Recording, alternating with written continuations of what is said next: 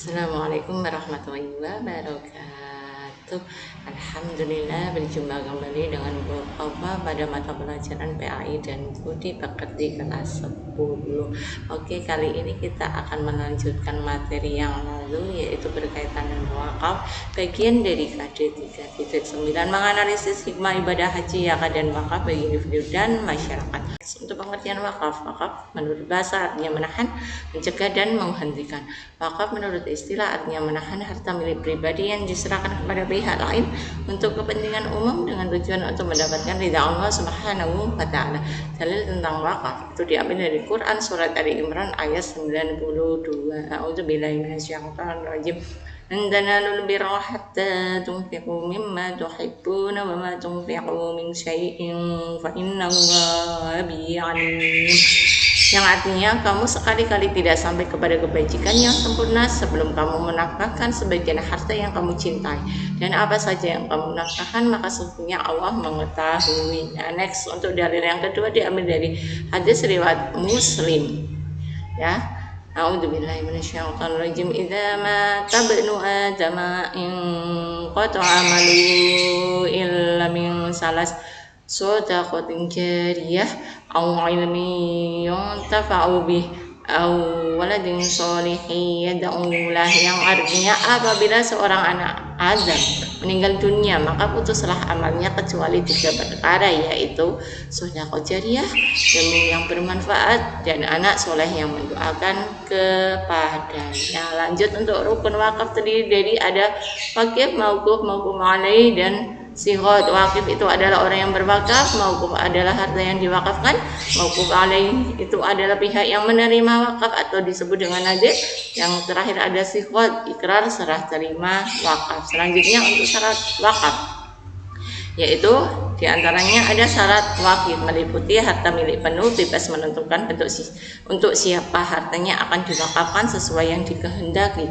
Yang kedua, berakal sehat dan balik ketika bertindak secara hukum. Orang bodoh, orang sedang bangkrut, dan orang yang lemah ingatan tidak sah mewakafkan hartanya.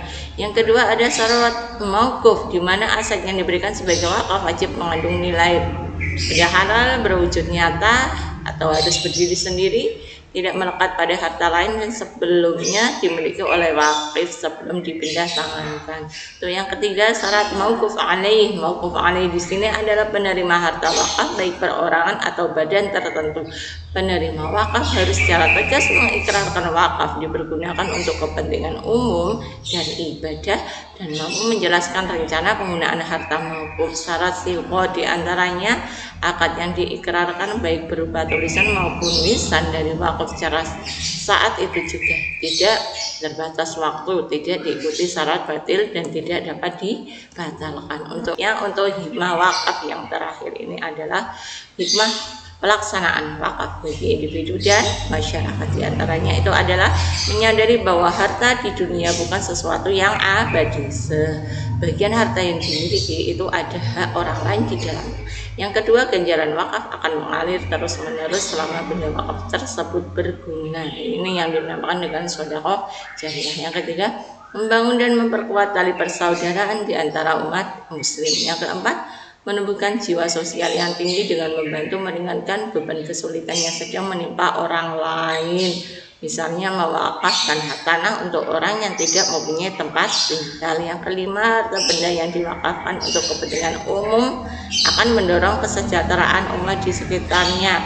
Generasi baru dapat memanfaatkan peninggalan masa lalu demi kemajuan pembangunan. Yang keenam, itu adalah mendukung sarana ibadah dan aktivitas sosial yang lebih baik seperti mendirikan masjid, madrasah, pondok pesantren, dan sekolah gratis yang nantinya akan digunakan sebagai tempat ibadah, tempat dakwah, dan pendidikan Islam serta pelayanan umat di bidang lainnya.